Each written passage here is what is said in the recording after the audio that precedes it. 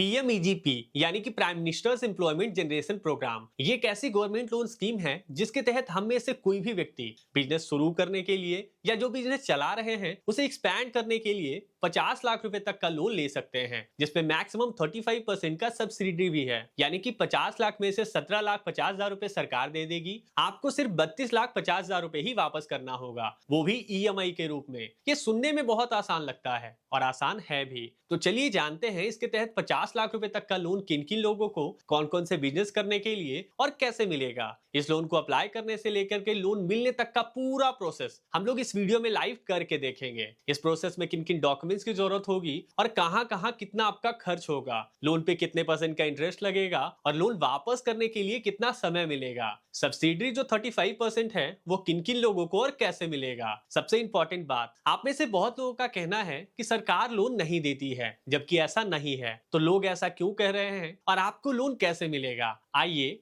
जानते हैं। सबसे पहले पीएमईजीपी के तहत लोन लेने के लिए आपका एज मिनिमम 18 ईयर्स होने चाहिए, आपके पास एक वैलिड आधार कार्ड होने चाहिए और आप मिनिमम 8th स्टैंडर्ड पास होने चाहिए। अगर आप मैन्युफैक्चरिंग सेक्टर में 10 लाख या उससे ज्यादा और बिजनेस या सर्विस सेक्टर में 5 लाख या उससे ज्यादा का प्रोजेक्ट लगाना चाहते हैं तब। अगर उससे कम का प्रोजेक्ट लगाना चाह रहे हैं तो यहाँ पे आपको कोई मिनिमम एजुकेशन क्वालिफिकेशन की जरूरत नहीं है। आप में से कितने लोग 8वीं पास हैं, कमेंट सेक्शन में कमेंट करके जरूर बताइएगा। यहाँ पे किसी भी तरह का इनकम क्राइटेरिया की जरूरत नहीं है। एक व्यक्ति जो मंथली 1 रुपए भी नहीं कमा रहे हैं वो भी इस लोन को लेकर के अपना बिजनेस सेटअप कर सकते हैं, लेकिन यहाँ पे उनका क्रेडिट स्कोर अच्छा होना चाहिए। क्रेडिट स्कोर में किसी भी तरह का सेटलमेंट या फिर डिफॉल्ट नहीं होने चाहिए। तो ये है एलिजिबिलिटी क्राइटेरिया। आप में से ज्यादातर लोग एलिजिबल ही होंगे। तो अगर आप एलिजिबल हैं तो मैन्युफैक्चरिंग बिजनेस करने के लिए 50 लाख और ट्रेडिंग या सर्विस सेक्टर के लिए 20 लाख रुपए तक का लोन ले सकते हैं। अगर आप पहले से मैन्युफैक्चरिंग, ट्रेडिंग या सर्विस सेक्टर में हैं तो उसे एक्सपैंड करने के लिए भी आपको सेम अमाउंट मिल सकता है। यहाँ पे पीएमईजी के हिसाब से लोगों को 2 कैटेगरी में डिवाइड किया गया है। पहला जनरल या नॉर्मल कैटेगरी और दूसरा स्पेशल कैटेगरी, जिसमें SC ST, women, physical handicapped, minorities, ex serviceman और एनईआर यानी कि नेशनल एंटिटी रिकॉग्नाइजेशन को लिया गया है। अगर आप जनरल कैटेगरी से हैं और आप मैन्युफैक्चरिंग, बिजनेस या सर्विस सेक्टर के लिए पीएमईजीपी के तहत लोन लेते हैं और उसे आप किसी अर्बन एरिया में स्टैब्लिश करते हैं तो उस पे आपको 15% का सब्सिडी मिलेगा। और अगर उसी को आप रूरल एरिया में स्टैब्लिश करते हैं तो उस पे आपको 25% का सब्सिडी मिलेगा। वहीं अगर आप स्पेशल कैटेगरी से हैं तो अर्बन में 25% और रूरल में 35% का सब्सिडी मिलेगा। एक चीज और, यहाँ पे पीएमईजीपी में ऐसा नहीं है कि बिजनेस करने के लिए सरकार ही आपको सारा पैसा देगी, बल्कि अगर आप जनरल कैटेगरी से हैं तो जितना का आपका प्रोजेक्ट कॉस्ट है उसका 10% आपको भी कंट्रीब्यूट करना होगा। वहीं स्पेशल कैटेगरी से हैं तो 5% आपको देना होगा।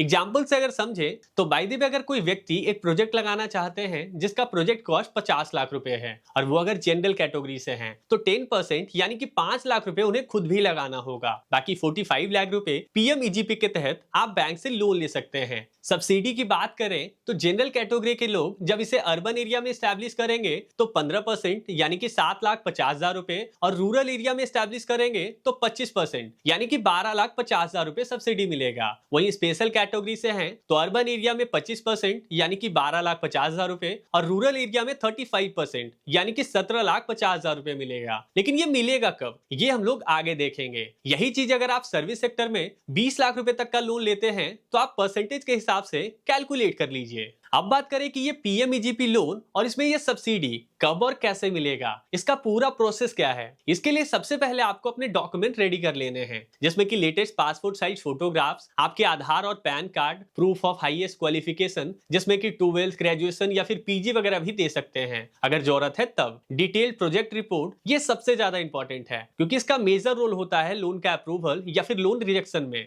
ये कैसे बनता है वो डिटेल में और साथ में एक सैंपल आपको इसी वीडियो में दिया जाएगा। जो लोग स्पेशल कैटेगरी से हैं उनको स्पेशल कैटेगरी सर्टिफिकेट की जरूरत होगी। अगर आप अपना प्रोजेक्ट रूरल एरिया में लगाने वाले हैं तो रूरल एरिया सर्टिफिकेट, जिसे कि पॉपुलेशन सर्टिफिकेट भी कहते हैं, ये आपको ग्राम पंचायत या फिर म्युनिसिपल ऑफिस में मिल जाएगा। और सबसे लास्ट में आपको जरूरत होगी ऑथराइजेशन लेटर की। तो ये क्या है और कहां से मिलेगा, चलिए मैं आपको शुरू से स्टेप बाय स्टेप बताता हूं। सबसे पहले आपको बता दूं, इस पीएमईजीपी लोन को मैनेज और हैंडल करने के लिए टोटल 4 इंप्लीमेंटेशन एजेंसीज हैं, केवीआईसी, केवीआईबी, डीआईसी और सीओआईआर बोर्ड। ये चारों गवर्नमेंट बॉडीज हैं, जिसे स्पॉन्सरिंग या फिर इम्प्लीमेंटेशन एजेंसीज भी कहते हैं, जो पीएमईजीपी लोन स्कीम को नेशनल, स्टेट और डिस्ट्रिक्ट लेवल पे मैनेज और एग्जीक्यूट करने में मदद करती है। जब आप अप्लाई करते हैं तब भी आपको सेलेक्ट करने को बोला जाता है, जो कि एक मेजर रीजन होता है लोन रिजेक्शन का, क्योंकि ज्यादातर लोग गलत एजेंसी सेलेक्ट कर देते हैं। यहाँ पे ये चारों एजेंसीज का काम अलग अलग टाइप के प्रोजेक्ट को मैनेज करना होता है। उसमें भी कुछ का सिर्फ रूरल या सिर्फ अर्बन प्रोजेक्ट को मैनेज करने का काम है, कुछ दोनों टाइप के प्रोजेक्ट को मैनेज करती है। आपको स्क्रीन पे जो टेबल दिख रहा है उसमें बताया गया है कि किस टाइप के प्रोजेक्ट में कौन सा एजेंसी सेलेक्ट करना चाहिए। फिर भी अगर समझ नहीं आ रहा हो तो आप प्रोजेक्ट का नाम और किस एरिया में करने वाले हैं कमेंट कीजिए, वहां आपको बताया जाएगा कि कौन सा एजेंसीज आपको इसके हिसाब से सेलेक्ट करना चाहिए। वैसे यहाँ पे कभी कभी क्या होता है कि अगर आप गलत सेलेक्ट कर देते हैं तो वो एजेंसी सही एजेंसीज को आपका एप्लीकेशन फॉरवर्ड कर देती है, पर ज्यादातर ऐसे में आपका प्रोजेक्ट रिजेक्ट या फिर पेंडिंग में डाल दिया जाता है। तो हमेशा अप्लाई करते समय सही एजेंसी सेलेक्ट करें। आप पीएमईजीपी लोन के लिए ऑनलाइन और ऑफलाइन दोनों तरीकों से अप्लाई कर सकते हैं। अगर आप ऑफलाइन अप्लाई करना चाहते हैं तो एप्लीकेशन फॉर्म का डायरेक्ट डाउनलोड लिंक वीडियो के डिस्क्रिप्शन में है, वहां से आप अपने रीजनल लैंग्वेज में एप्लीकेशन फॉर्म डाउनलोड कीजिए, उसको फिल कीजिए और उसके साथ बताए गए सारे डॉक्यूमेंट्स का एक एक फोटोकॉपी अटैच कीजिए, डिटेल प्रोजेक्ट रिपोर्ट को अटैच कीजिए, फिर अपने नियरेस्ट इंप्लीमेंटेशन एजेंसी में जाकर के उसे सबमिट कीजिए। वो आपका सारा डॉक्यूमेंट चेक करेंगे, अगर सब कुछ सही तरीके से है तो वो रख लेंगे। इसके बाद ऑनलाइन और ऑफलाइन दोनों का प्रोसेस सेम है, लेकिन ऑफलाइन वालों को ऑनलाइन प्रोसेस देखना इसलिए जरूरी है क्योंकि डिटेल आपको दोनों में सेम ही फिल करना है और रिपोर्ट के अनुसार 70% एप्लीकेशन सिर्फ गलत डिटेल फिल करने की वजह से रिजेक्ट हो जाता है। तो वैसे लोग जो ऑनलाइन अप्लाई करना चाहते हैं वो वीडियो के डिस्क्रिप्शन में जाइए, वहां ऑनलाइन अप्लाई करने का डायरेक्ट लिंक दिया गया है, उस पर क्लिक करते ही इस पेज पे आ जाएंगे। यहाँ पे वैसे लोग जो न्यू प्रोजेक्ट लगाने के लिए पीएमईजीपी लोन लेना चाहते हैं वो भी अप्लाई कर सकते हैं, और जो अपने पहले चल रहे बिजनेस को एक्सपैंड करने के लिए लेना चाहते हैं वो भी अप्लाई कर सकते हैं। आपको न्यू प्रोजेक्ट के लिए अप्लाई करना है तो एप्लीकेशन फॉर न्यू यूनिट पे क्लिक करके इस पेज पे आ जाना है। यहाँ पे पहले कॉलम में अपना आधार नंबर फिल करना है। अगर आप आधार कार्ड के लिए अप्लाई किए हैं तो अभी आपको आधार नंबर नहीं मिला होगा, उसमें आपको अप्लाई करने के तुरंत बाद इनरोलमेंट नंबर मिलता है, वो आप सेकेंड कॉलम में फिल कर सकते हैं। दूसरे नंबर के कॉलम में अपना पूरा नाम फिल कीजिए। तीसरे कॉलम में स्पॉन्सरिंग एजेंसी सेलेक्ट करना है, जो मैंने आपको पहले ही बताया है। अगर समझ नहीं आए तो बिजनेस और किस एरिया में आप करने वाले हैं कमेंट कीजिए, वहां आपको तुरंत बताया जाएगा। उसके बाद स्टेट और डिस्ट्रिक्ट सेलेक्ट कीजिए, तब आपके स्टेट और डिस्ट्रिक्ट के हिसाब से जो स्पॉन्सरिंग एजेंसीज का ऑफिस आपसे नजदीक होगा उसका एड्रेस दिख जाएगा। आपको अप्लाई करने के बाद इसी एड्रेस पे जाना होता है, सो आप इसे नोट करके रख लीजिए। फिर जेंडर सेलेक्ट कीजिए, डेट ऑफ बर्थ सेलेक्ट कीजिए, अपना कैटेगरी सेलेक्ट कीजिए, अगर आप सब कैटेगरी में आते हैं तो वो सेलेक्ट कीजिए। उसके बाद क्वालिफिकेशन सेलेक्ट करना है, जिसमें कि 8 स्टैंडर्ड से पीएचडी तक सेलेक्ट कर सकते हैं, जहां तक भी आप पढ़ाई किए हैं सेलेक्ट कीजिए। उसके बाद अपना कम्युनिकेशन एड्रेस फिल कीजिए, जहां पे आपको कोई नोटिस या पेपर भेजा जाए तो आप जल्द रिस्पॉन्ड करें। उसके लिए आप चाहते हैं तो चेंज डिस्ट्रिक्ट कम्युनिकेशन पे क्लिक करके अभी जहां पर रहते हैं वो डिस्ट्रिक्ट भी सेलेक्ट कर सकते हैं। फिर मोबाइल नंबर, ईमेल आईडी और पैन कार्ड नंबर फिल कीजिए। फिर आप जो यूनिट लगाने वाले हैं यानी कि जो बिजनेस करने वाले हैं वो एरिया अर्बन है या रूरल सेलेक्ट कीजिए। उसके बाद यूनिट जहां लगाने वाले हैं उसका पूरा एड्रेस फिल कीजिए। अगर आपका कम्युनिकेशन एड्रेस और यूनिट का एड्रेस सेम है तो copy communication to unit address पे क्लिक कीजिए, ऑटोमेटिक सेम एड्रेस फिल हो जाएगा। उसके बाद आप जो बिजनेस करने वाले हैं वो किस टाइप का है, मैन्युफैक्चरिंग, ट्रेडिंग या फिर सर्विस सेक्टर का है, वो सेलेक्ट करना है। उसके आगे सेलेक्ट इंडस्ट्री पे क्लिक करते ही लगभग सारे बिजनेसेस का नाम आ जाएगा, उसमें से आप जो करने वाले हैं वो सेलेक्ट कीजिए। उसके बाद वाले कॉलम में अगर आप ये सेलेक्ट किए हुए बिजनेस को पहले से कर रहे हैं तो यस करेंगे, वरना नो फिल करेंगे। उसके बाद ईडीपी ट्रेनिंग, जिसमें कि सरकार आपको एक ट्रेनिंग प्रोवाइड करती है, उसमें बताया जाता है कि आप लोन के पैसे को कैसे यूज करेंगे, किस तरह से आप अपने बिजनेस को बढ़ाएंगे, ये सारी चीजें बताई जाती है। सरकार के किसी भी स्कीम के तहत लोन लेना चाहेंगे तो ये ट्रेनिंग कंपलसरी होगा, ये करने के बाद ही आपको सब्सिडी मिलेगा। वैसे लोग जिनका प्रोजेक्ट कॉस्ट 5 लाख से ज्यादा है उन्हें 10 वर्किंग डेज का, और जिनका प्रोजेक्ट कॉस्ट 5 लाख से कम है उन्हें 6 वर्किंग डेज का ट्रेनिंग करना कंपलसरी है। ये आप ऑनलाइन अपने घर से या गवर्नमेंट एफिलिएटेड इंस्टीट्यूट दोनों से कर सकते हैं। हैं। ये डिपेंड करता है आपके लोकेशन पे। ये बिल्कुल फ्री होता है। कैसे होता है ये भी मैं आपको बताऊंगा। ये आप लोन सैंक्शन होने के बाद भी कर सकते हैं। तो अगर आप ईडीपी ट्रेनिंग पहले से किए हुए हैं तो यस या फिर नो सेलेक्ट कीजिए, जिसमें कि अगर यस सेलेक्ट करते हैं तो कहां से किए हैं उस इंस्टीट्यूट का नाम भी फिल करना है। फिर प्रोजेक्ट कॉस्ट के हिसाब से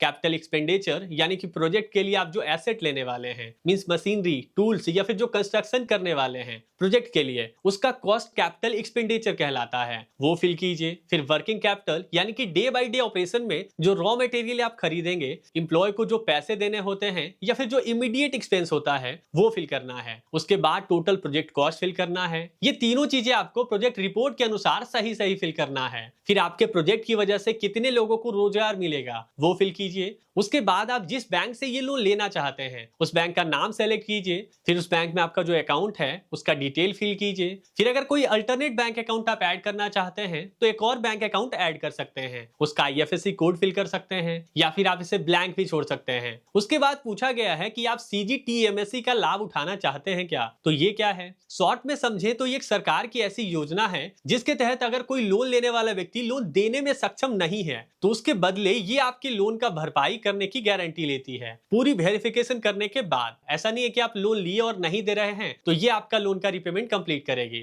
ये पूरी तरह से चेक करेंगे और अगर आपका बिजनेस पूरी तरह से लॉस में है और आप रीपेमेंट के लिए सक्षम नहीं है तब ये गारंटी देती है कि ये लेंडर का सारा लोन पे करेगी। तो अगर आप इसका लाभ लेना चाहते हैं तो ये सेलेक्ट कीजिए। उसके बाद आपको पीएमईजीपी के बारे में कहां से जानकारी मिली ये सेलेक्ट कीजिए। टर्म्स एंड कंडीशन वाले बॉक्स पे चेकआउट कीजिए और सेव एप्लीकेशन डाटा पे क्लिक कीजिए। एक पॉपअप खुलेगा, पढ़ करके ओके कीजिए। तब आपके रजिस्टर्ड मोबाइल नंबर पे एक यूजर आईडी और पासवर्ड भेजा जाएगा। एप्लीकेशन लॉगिन पे क्लिक कीजिए, यूजर आईडी और पासवर्ड फिल करके लॉगिन कीजिए। अब आगे कुछ भी होगा तो यहीं से लॉगिन करके आप ईडीपी ट्रेनिंग या स्टेटस वगैरह चेक कर सकते हैं। लॉगिन करते ही आपके डिटेल के बेसिस पे आपको एक स्कोर कार्ड मिलेगा जिसमें कि अगर आपका स्कोर 50 आउट ऑफ 100 है तो आप 10 लाख रुपए तक का लोन लेने के लिए एलिजिबल हैं, और अगर 60 या 60 प्लस आउट ऑफ 100 है तो आप 10 लाख से ज्यादा का लोन लेने के लिए एलिजिबल हैं। आप अपलोड पे क्लिक कीजिए, तब डॉक्यूमेंट अपलोड करने का ऑप्शन आ जाएगा जिसमें कि एक एक करके passport size photo, project report, caste certificate अगर आप स्पेशल कैटेगरी से है तब, रूरल सर्टिफिकेट, फिर हाईएस्ट एजुकेशन सर्टिफिकेट अपलोड करना है। फिर फाइनल सबमिशन में आना है जहां फाइनल सबमिट करने के बाद वहां से आपको एक रेफरेंस आईडी और एक रिसिप्ट मिलेगा जिसे प्रिंट करके जो जो डॉक्यूमेंट आपने यहाँ पे अपलोड किया है वो और उसके साथ में प्रोजेक्ट रिपोर्ट लेकर के आपको अपने नजदीकी स्पॉन्सरिंग एजेंसी जाना है जिसका कि एड्रेस अप्लाई करने के शुरुआत में ही बताया गया था। वहां जाकर के सबमिट कर देना है। फिर दोनों प्रोसेस से एप्लीकेशन सबमिट करने के बाद इंप्लीमेंटेशन एजेंसी आपका डॉक्यूमेंट और एलिजिबिलिटी चेक करेगी। फिर वो डीटीएफसी यानी कि district task force committee recognise करेगी जिसके सामने आपको अपने प्रोजेक्ट को रिप्रेजेंट करना होगा। डीटीएफसी आपके प्रोजेक्ट को अप्रूव करेंगे। अप्रूवल के बाद इंप्लीमेंटिंग एजेंसी के द्वारा ऑथराइजेशन लेटर इशू किया जाता है जो कि आपके दिए गए बैंक में भेज दिया जाएगा। फिर बैंक आपका प्रोजेक्ट वेरीफाई करेगी। हो सकता है फिजिकली वो भी आपके बिजनेस एड्रेस पे जाकर के वेरीफाई करे और फिर लोन डॉक्यूमेंट साइन करवा करके वो आपका कंट्रीब्यूशन अमाउंट बैंक में डिपॉजिट करने को बोलेगी। उसके बाद वो आपको पीएमईजीपी के तहत अप्रूव्ड लोन अमाउंट सैंक्शन कर देगी, यानी कि लोन अमाउंट आपके बैंक अकाउंट में मिल जाएगा। ये दो तरीके से हो सकता है आपके प्रोजेक्ट रिपोर्ट के अनुसार। अगर आपको वन टाइम में सारे पैसों की जरूरत होती है तो टर्म लोन कर देगी, या फिर अगर कोई मशीनरी लेना है आपको लोन के पैसों से तो उसका कोटेशन तो आप दिए ही होंगे, तो जहां से आप वो मशीनरी खरीदने वाले हैं वो सप्लायर के नाम से वो आपको डीडी दे देगी, जिसे कि आप डायरेक्ट सप्लायर को देकर के मशीनरी या इक्विपमेंट्स ले सकते हैं। और डेली का जो आपका खर्च होता है जैसे electricity bill, salary, petrol, diesel, इन सब के लिए आपके अकाउंट में सीसी कर देगी। ये आप लोन का डॉक्यूमेंट साइन करते समय उनसे बात करके फाइनल कर सकते हैं अपने सहूलियत के अनुसार। उसी समय मोराटोरियम पीरियड भी डिसाइड होगा। अब ये मोराटोरियम पीरियड क्या है? नॉर्मली जब आप लोन लेते हैं तो लोन मिलने के अगले महीने से ही आपको रीपेमेंट करना होता है, पर किसी रीजन की वजह से अगर आप लोन मिलने के 6 महीने बाद से रीपेमेंट करना शुरू करना चाहते हैं और इसके लिए बैंक एग्री कर जाती है तो इस 6 मंथ के गैप को मोराटोरियम पीरियड कहा जाता है। यहाँ पे भी यही है, अगर आप कोई मैन्युफैक्चरिंग यूनिट के लिए या फिर कोई सर्विस प्रोवाइड करने के लिए लोन लिए हैं तो लोन मिलने के बाद उसे सेटअप करने में थोड़ा टाइम तो लगेगा, तब ना वहां से कुछ ना कुछ आउटपुट आना शुरू होगा। तो तब तक आप रीपेमेंट नहीं करने के लिए बैंक से बात करके प्रोजेक्ट रिपोर्ट के अनुसार मैन्युफैक्चरिंग यूनिट में 6 महीने से 1 साल का और सर्विस सेक्टर में 6 महीने का मोराटोरियम पीरियड ले सकते हैं, जिसके बाद कि आपको रीपेमेंट करना होता है लोन रीपेमेंट कंप्लीट होने तक। लोन रीपेमेंट करने के लिए मोरेटोरियम पीरियड के बाद मैन्युफैक्चरिंग यूनिट में 3 से 7 साल तक का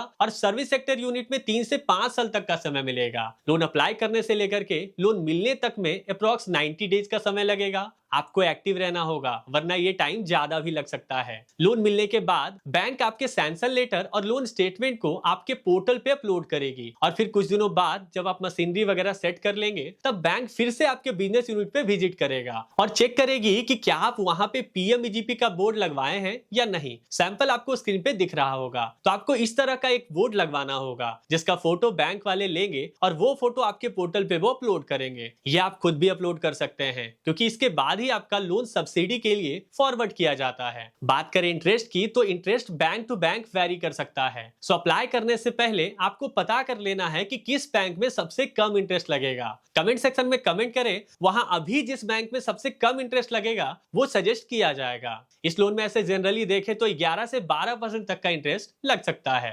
अब आप सोच रहे होंगे कि सब्सिडी कब मिलेगा। दोस्तों, जैसे ही आपका लोन सैंक्शन होता है उसके तुरंत बाद ही इंप्लीमेंटेशन एजेंसीज के द्वारा नोडल बैंक को सब्सिडी क्लेम भेजी जाती है, जो कि बैंक आपके यूनिट पे आके जब फोटो अपलोड करेगी तो उसके बाद इंप्लीमेंटिंग एजेंसीज आपका सब्सिडी अमाउंट रिलीज करती है और वो आपके लोन अकाउंट में टीडीआर के रूप में 3 साल तक लॉक रहता है। उस 3 साल तक अगर आप कोई डिफॉल्ट नहीं करते हैं तो इंप्लीमेंटेशन एजेंसी फिजिकली वेरिफिकेशन करती है कि यूनिट अभी चल रहा है या नहीं, कोई फ्रॉड तो नहीं है, और अगर सब कुछ सही होता है तो सब्सिडी अमाउंट उसी लोन अमाउंट में एडजस्ट हो जाता है लोन मिलने के 3 साल बाद, और आपका आउटस्टैंडिंग लोन प्रिंसिपल अमाउंट कम हो जाता है। यहाँ पे सब्सिडी अमाउंट के इक्विवेलेंट अमाउंट पे आपको इंटरेस्ट शुरू से ही नहीं देना होता है। यानी कि 50 लाख का लोन लिए हैं और 35% सब्सिडी मिलना है तो शुरू से ही आपको 17,50,000 पे इंटरेस्ट नहीं लगेगा। सब्सिडी क्लेम होने से पहले ईडीपी ट्रेनिंग करना कंपलसरी है, वरना आपका सब्सिडी क्लेम नहीं होगा।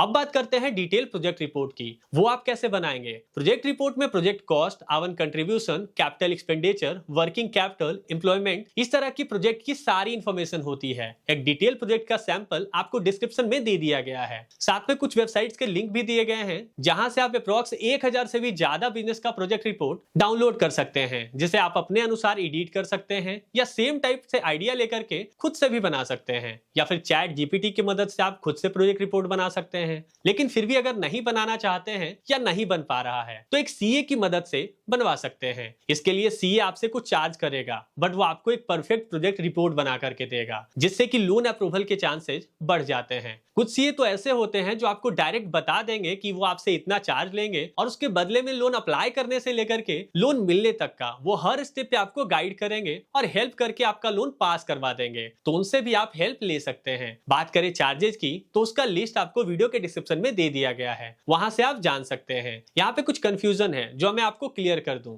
जहां भी आप प्रोजेक्ट लगाने वाले हैं उस जमीन का कॉस्ट प्रोजेक्ट कॉस्ट में इंक्लूड नहीं होगा। कोई भी व्यक्ति एक प्रोजेक्ट से ज्यादा सबमिट नहीं कर सकते हैं। वाइफ या हस्बैंड दोनों में से कोई एक ही इस प्रोजेक्ट के तहत लोन ले सकते हैं। अगर कोई व्यक्ति पहले से किसी स्टेट या सेंट्रल गवर्नमेंट स्कीम के तहत लोन लिए हुए हैं तो वो भी इस पीएमईजीपी लोन के लिए एलिजिबल नहीं होंगे। अगर आप ऐसा सोच रहे हैं कि आप अपने किसी दोस्त के साथ पार्टनरशिप पे मिल करके पीएमईजीपी लोन ले लेते हैं, तो मैं आपको बता दूं पीएमईजीपी लोन सिर्फ प्रोप्राइटर को मिलेगा, पार्टनरशिप पे ये नहीं दिया जा रहा है। सो किसी एक के नाम पे आप लोन लेकर के दोनों काम कर सकते हैं। कभी कभी यहाँ पे एग्जिस्टिंग यूनिट्स के लिए या जनरल कैटेगरी के लिए ये स्कीम पॉज कर दिया जाता है। सो अप्लाई करने से पहले आप एक बार ये जरूर पता कर लीजिए। अगर आपको नहीं पता चल रहा है या इससे रिलेटेड और कोई कंफ्यूजन है तो कमेंट सेक्शन में कमेंट कीजिए, वहां आपके हर एक सवाल का जवाब तुरंत और एक्यूरेट दिया जाएगा। वीडियो को लास्ट तक देखने के लिए धन्यवाद।